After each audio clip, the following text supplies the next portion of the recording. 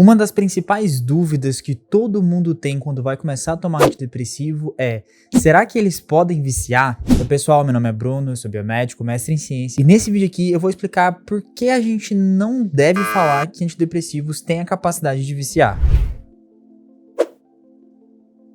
A discussão se antidepressivos podem ou não causar a dependência química, o vício, é uma discussão bastante complexa, mas na minha visão, ela só se torna complexa por conta da confusão que a gente geralmente faz entre diferentes termos, principalmente entre a tolerância, a dependência e o vício. Mas pra gente começar a entender por que não faz muito sentido falar que antidepressivos viciam, a gente primeiro precisa conseguir entender como que esses antidepressivos agem no cérebro. Os antidepressivos são uma classe de medicamentos utilizados no tratamento da depressão e de outros transtornos relacionados ao humor, além de transtornos de ansiedade, transtorno obsessivo-compulsivo, transtorno de pânico, transtorno de estresse pós-traumático e até mesmo alguns tipos de dor crônica. Todos os antidepressivos atuam sobre o sistema nervoso central, especificamente sobre o cérebro, alterando o padrão de atividade e de conectividade de diferentes neurotransmissores e de diferentes sinapses. Existem várias classes diferentes de antidepressivos, mas em sua maioria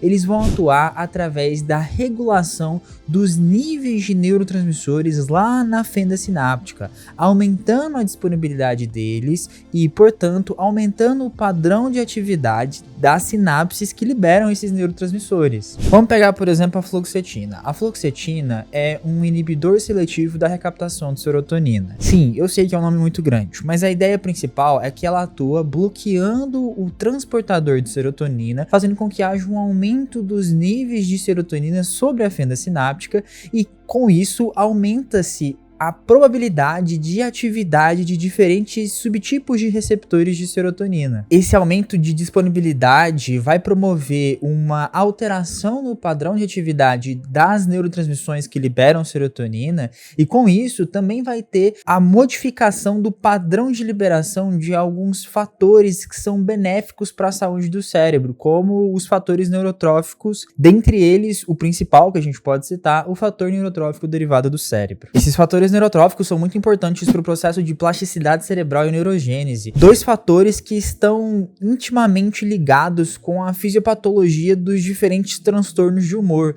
uma vez que a gente já sabe que a depressão e outros transtornos ansiosos estão relacionados com déficits na plasticidade cerebral e também na neurogênese. Bem, agora que a gente já tem um panorama geral de como que esses medicamentos funcionam, vamos tentar entender o que é o vício? Bem, segundo o Manual Diagnóstico e Estatístico de Transtornos Psiquiátricos, o DSM-5, existem pelo menos 6 critérios diagnósticos distintos para caracterizar o transtorno por uso de substâncias, ou vício em drogas, dentre os quais os principais são o consumo problemático, a síndrome de abstinência e o prejuízo do controle. O consumo problemático é caracterizado pelo consumo da substância, ainda que ocorram prejuízos significativos na vida da pessoa. Em outras palavras, é quando a pessoa tem a vontade e utiliza a droga, mesmo sabendo que os efeitos dela faz com que ela tenha prejuízos na vida social, prejuízos na vida familiar e prejuízos na vida profissional. É bem nítido porque as pessoas que têm dependência química, elas acabam por priorizar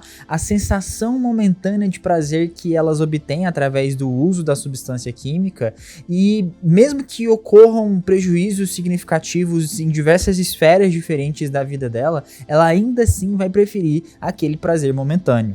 A síndrome de abstinência é caracterizada por um conjunto de sintomas desagradáveis que surgem quando ocorre a abstinência à droga no indivíduo, ou seja, quando o indivíduo não consegue ter acesso, seja voluntário ou involuntário, a essa droga. Geralmente esses sintomas incluem agitação, nervosismo, irritabilidade ou até mesmo alterações de humor relacionadas com estados mais depressivos. Já o prejuízo do controle é a característica do dependente químico de não conseguir controlar a quantidade de substância que ele vai ingerir e ter uma necessidade muito grande de continuar consumindo aquela droga. Ou seja, a pessoa perde o controle das decisões, principalmente relacionadas ao consumo da droga, e aí essa substância química passa a ser o centro de todo o comportamento, de toda a vida daquela daquela pessoa. Ok, mas aí a gente pode se perguntar, como que uma droga pode ser viciante? Bem, de uma forma extremamente simplificada, as drogas que têm a capacidade de viciar fazem isso através de uma alteração de um sistema cerebral que a gente chama de sistema de recompensa. Eu já fiz vários vídeos aqui no canal falando sobre esse sistema, mas essencialmente ele é uma circuitaria do nosso cérebro que é responsável pela criação da motivação necessária para a gente executar um comportamento específico. O que geralmente as drogas que viciam fazem é promover um aumento rápido e contundente dos níveis de dopamina sobre esse sistema da via mesolímbica, sobre o sistema de recompensa cerebral, e isso vai gerar tanto a sensação prazerosa como também o aprendizado, a criação de um vício, de um hábito de querer procurar cada vez mais a utilização daquela droga. Então será que a gente pode falar que os antidepressivos conseguem ser viciantes? E a resposta mais clara é que não. Antidepressivos não possuem a capacidade de viciar porque quando você olha o próprio mecanismo de ação deles, eles não atuam através do aumento rápido e contundente de liberação de dopamina sobre o sistema de recompensa cerebral.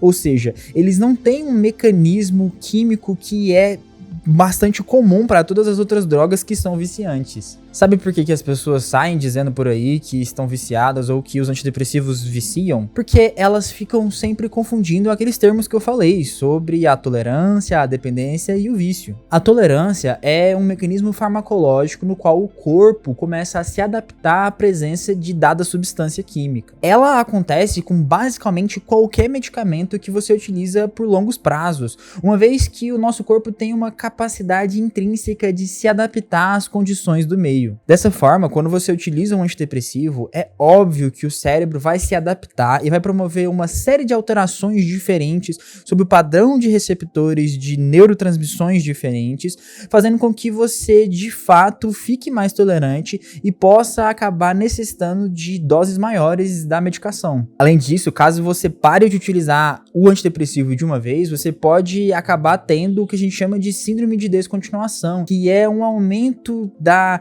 atividade da serotonina de forma inadequada, fazendo com que você tenha sintomas de ansiedade ou sintomas de agitação e tudo mais. Só que isso ainda assim não entra como síndrome de abstinência, porque na verdade o que está acontecendo não é uma vontade grande que não está sendo exercida ali sobre a utilização da droga, e sim sintomas relacionados com a parada abrupta da utilização desse medicamento. Além disso tudo, se você for parar para analisar as outras drogas que são viciantes, como por exemplo a nicotina, todas elas vão ter um caráter subjetivo de prazer ao utilizar ela, ou seja, aquele barato que ela gera é uma das grandes motivações para a pessoa querer utilizar ela mais vezes. E eu tenho certeza que você nunca viu ninguém falar que sente algum barato ou alguma sensação prazerosa utilizando uma fluoxetina e sertralina, ou alguém falando, por exemplo, nossa, não vejo a hora de chegar em casa e tomar meu citalopram.